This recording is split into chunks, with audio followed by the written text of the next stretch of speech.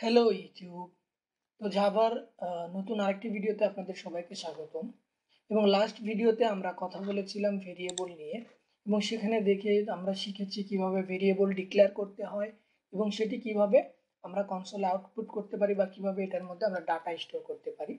তো আজকের ভিডিওতে আমরা কথা বলবো অ্যারিথমেটিক অপারেটর নিয়ে, বা আমাদের যে গাণিতিক চিহ্নগুলো আছে সেই চিহ্ন এবং এগুলো দিয়ে কিভাবে আমরা অপারেশন একটা একটা প্রবলেম সলভ করতে পারি বা কিভাবে অপারেশন করে এই বিষয়গুলো নিয়ে।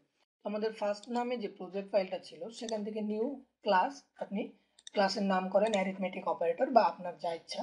অ্যারিথমেটিক অপারেটর নামে আমরা একটা ক্লাস নিলাম এবং এই ক্লাসের মধ্যে আমরা দেখবো যে কিভাবে গাণিতিক চিহ্নগুলোকে ইউজ করতে হয়। তো আমি এখানে আপনাদেরকে কমেন্টের মধ্যে দেখাচ্ছি যে আমরা কি কি গাণিতিক চিহ্ন ইউজ করতে পারি।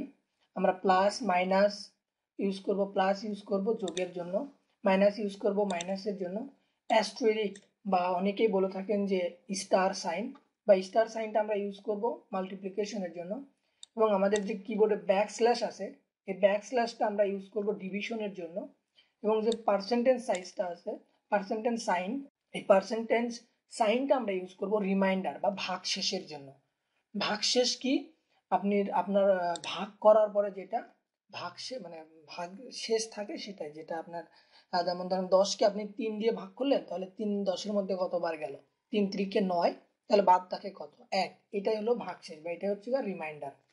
তো আমরা এই পাঁচটা অপারেশনগুলো একটু দেখে নেই কিভাবে অপারেশন করে।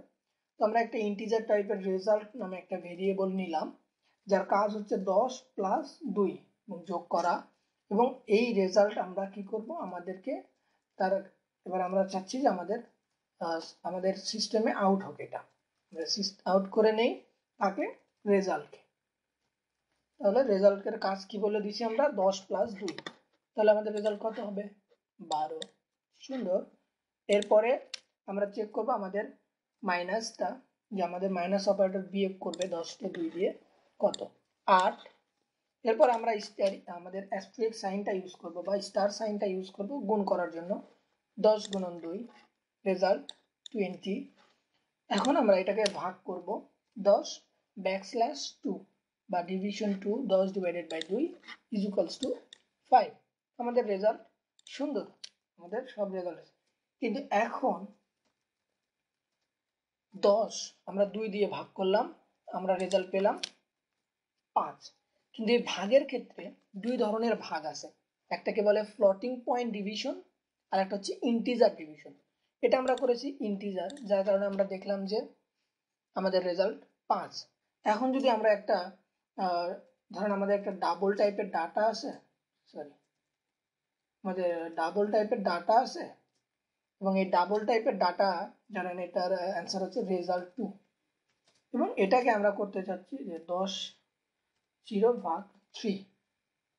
এখন এই রেজাল্ট 2 যেটা 10কে 3 দিয়ে ভাগ করছে, তাহলে রেজাল্ট কত দেখাবে। এখানে যদি আমরা এখন সিস আউটে বলে দিই যে রেজাল্ট 2 দেখাও আমাদেরকে, আমরা রেজাল্ট দেখবো না, এখন রেজাল্ট 2 দেখাও, তাহলে রেজাল্ট 2 কি দেখাবে, আমাদের রেজাল্ট 2 দেখাবে, দেখেন রেজাল্ট ইকুয়ালস টু 3.33, যে অ্যাকচুয়াল ভ্যালুটা সেটাই দেখাচ্ছে, মানে দশমিকের পরে যে সংখ্যাটা সেটাও কিন্তু দেখাচ্ছে। কিন্তু সেম আমরা যদি এই রেজাল্টটাকে ইন্টিজার টাইপের যে রেজাল্টটা আছে এটাকে যদি 10 দিয়ে 3 ভাগ করি, দেখেন আমরা এখন সিস আউটে বলে দিলাম যে তুমি আমাকে এখন রেজাল্ট দেখাও, সে এখন আমাকে রেজাল্ট দেখাবে, কোথায় কোনটা দেখাবে, এইটা, তাই না। তাহলে রেজাল্ট ইকুয়ালস টু কত, রেজাল্ট ইকুয়ালস টু 3, কারণ হচ্ছে এটা ইন্টিজার টাইপের ডিভিশন। তো এখানে কোনো দশমিকের পরের কোনো সংখ্যায় দেখাবে না, দশমিকের আগের যে সংখ্যাটা শুধু সেটাই দেখাবে। আর এটার ক্ষেত্রে ডাবলের ক্ষেত্রে কি হচ্ছে, ডাবলের ক্ষেত্রে এটা দশমিকের পরেও যত ঘর পর্যন্ত আছে সব দেখাবে। তো এটাকে বলে হচ্ছে ফ্লোটিং পয়েন্ট ডিভিশন, এটাকে বলে ইন্টিজার ডিভিশন। ফ্লোটিং পয়েন্ট ডিভিশনের ক্ষেত্রে অবশ্যই আপনার ডাটা টাইপ অফ যেহেতু ডাবল বা ফ্লট, যেহেতু আপনাকেও আপনার ডাটাগুলো দিতে হবে, যেমন 10.0, আপনি যদি এখানে শুধু 10 দেন তাহলে কিন্তু আপনার রেজাল্ট আবার ভুল দেখাবে। এখানে বলে দিচ্ছে যে আপনি ডাবল টাইপ মিসম্যাচ, এটা আপনাকে টাইপ মানে এটা টাইপ মিলছে না। তো 10.0 আপনাকে 10.0 ইউজ করলে তাহলে কিন্তু আপনি রেজাল্ট 2 যদি দেখেন সিস আউট 3 রেজাল্ট 2, এখানে রেজাল্ট দশমিকের পরে। এখন যদি আপনারা, যেহেতু আমরা বুঝে গেলাম যে ডিভিশনের মধ্যে দুইটা ছিল, দুই ধরনের ডিভিশন, আমরা দুইটাই দেখলাম। আচ্ছা, আমরা এটাকে ডিলিট করে দিই, ডাবল টাইপ, আর এখানে রেজাল্টই থাক। আর এটাকে আমরা এবার রিমাইন্ডার ইউজ করি, দেখি আমাদের কি রেজাল্ট হয়। তাহলে 3কে আমরা আগেই বলেছি, 3কে মানে 10কে 3 দিয়ে ভাগ করলে আমাদের রিমাইন্ডার কত, বা রিমাইন্ডার 1। এখন আপনি যদি 11কে 3 দিয়ে রিমাইন্ডার করেন, দেখেন কত রিমাইন্ডার, কত 2, বা ভাগশেষ কত 2। তাহলে আমরা এটা 3 11 মধ্যে কতবার যায়, 3 3 9, বাদ থাকলো কত, হাতে থাকে কত 2, সেটাই হচ্ছে আমাদের রিমাইন্ডার ভ্যালু।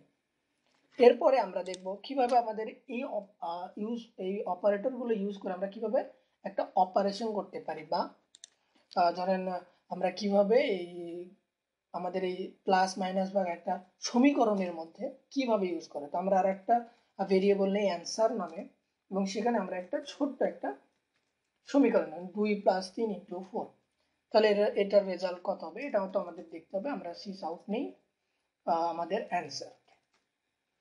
ওকে, এখন যে সমীকরণের মধ্যে আমরা যেটা থাকবো, তো প্রথমে যদি এই সমীকরণের মধ্যে কোনো ব্র্যাকেট থাকতো, সেই ব্র্যাকেটের কাজ আগে হতো, বা ব্র্যাকেটের মধ্যে যে অপারেশনটা ছিল সেটা সবার আগে হবে। তারপরে কার কাজ হবে, তারপরে কাজ হবে গুণ, ভাগ, এবং যে রিমাইন্ডার দেখতেছেন, এই মাল্টিপ্লিকেশন, ডিভিশন বা রিমাইন্ডার, এই তিনটার কাজ আগে হবে, তারপরে যোগ এবং বিয়োগ। তো প্রায়োরিটি বা প্রেসিডেন্স যেটাই বলেন, প্রেসিডেন্স বা প্রায়োরিটি পাবে গুণ, ভাগ, এবং এদের তিনজনের সমান প্রায়োরিটি। এদের তিনজনের যেহেতু সমান প্রায়োরিটি, তাহলে যদি এরা তিনজনে একসাথে যদি একটা সমীকরণে থাকে, তখন কি হবে, তখন এটার অপারেশন বা নর্মালি যে অপারেশনটা হবে সেটা হচ্ছে লেফট টু রাইট, আপনার বাম দিক থেকে ডান দিক, বাম দিক থেকে ডান দিকে অপারেশন হবে। এখন গুণ, ভাগ এবং রিমাইন্ডারের তো সমান, তো যার কারণে যেমন আমরা ওটাকে পরে আচ্ছা এখানেই দেখে নিই, আমরা গুণ ভাগেরটা দেখে নিই, যে 25 ডিভাইডেড বাই 5 × 4। তাহলে এটার রেজাল্ট, কারণ গুণেরও যে সমান অধিকার আছে, তো ভাগেরও সমান অধিকার আছে, তো এটা লেফট টু রাইট, মানে বাম দিক থেকে ডান দিকে যাবে। তাহলে বাম দিকে কত, 25 ভাগ 5 কত, 5, 5 গুণন 4, তাহলে কত রেজাল্ট হবে, আমাদের অ্যান্সার হবে 20। আমরা এটাকে একটু সুন্দর করে দেই, এখানে একটা স্ট্রিং যোগ করে দেই, অ্যান্সার ইকুয়ালস টু, তো আমাদের অ্যান্সার কত হবে, আমাদের অ্যান্সার হলো 20। তো আমরা জানি লেফট টু রাইট।